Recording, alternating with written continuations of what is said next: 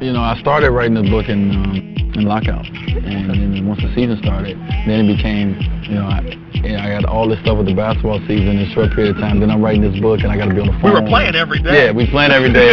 I'm on the phone in the hotel rooms for 3 hours, or I'm meeting with my writer, or we emailing back and forth, and you know, she's interviewing everybody. And once it came down to, you know, we finally got my story complete. Now I had to read it like 3 times to go back and see, okay, timelines match up and all that. So there was a lot of work that went into it, but once we got this, you know, getting to the end when I knew that this book was about to come out, I was excited. You know, I was excited because, you know, I felt that I shared something to the world.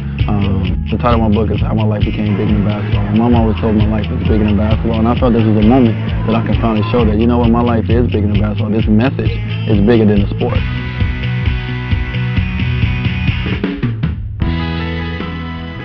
What was the hardest part about getting started? You got your idea together, you know the subject matter, but to just get the words correct. What was that trigger? Yeah, just, you know, knowing you got to share your personal experiences, you know, and trying to figure out in your brain how much to share, you know, how much not to put out there as well, because you want to keep something, you know, sacred. I wanted to be honest. I wanted to be open. I wanted people, once they read this book, that they read and said, you know what, I'm dealing with that same, you know, I'm dealing with the same thing. I wanted them to understand and feel that, you know what, he's just like me, you know, even though he's on TV and he's done these things in sports, he's a regular person and he deals with regular people issues, and I wanted to share them. You were so honest with everything in your book, and you noted that probably was the biggest challenge of where you were going to pick those spots. Yeah. Has it been helpful to you in your own continued personal growth as you reflect back to have those things out there? It has to me, and the reason it has to me because I felt I made a difference. And I'm like I said in my book, and as I said the whole time, I'm still learning how to be a father as well. You know, I didn't write the book to say this is how you be a parent.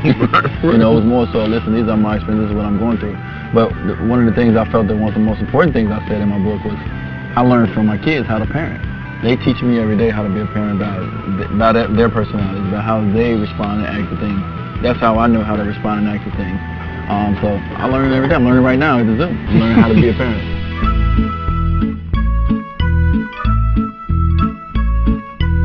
Kids weren't here. There was no way I'd do this.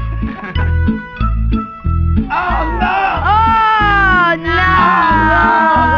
No! Pray for me. Pray for me. Please.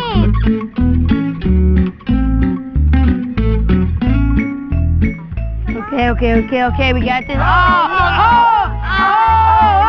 That is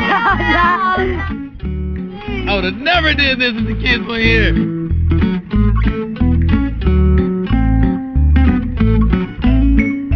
Only reason I did it because of the kids. It was cool though. It felt a little weird.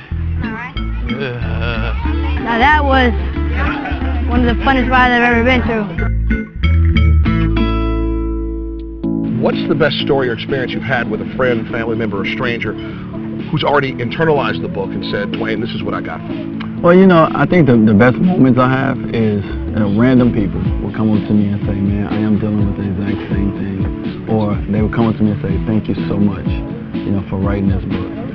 You know, and it's people who deals with the same thing. It's fathers who, you know, have young kids and they're dealing with how to become fathers. It's parents that ain't even parents yet that come to me and say, thank you for my goal is to become, it's a blueprint. And I'll be like, you know, thank you for reading it. You know, not you're welcome. Thank you, you know, for reading, you know, my story and to hear some of the things that I have to say, in a sense. So, you know, it's been a lot of cool moments. You know, it's been a lot more than I could, you know, even imagine.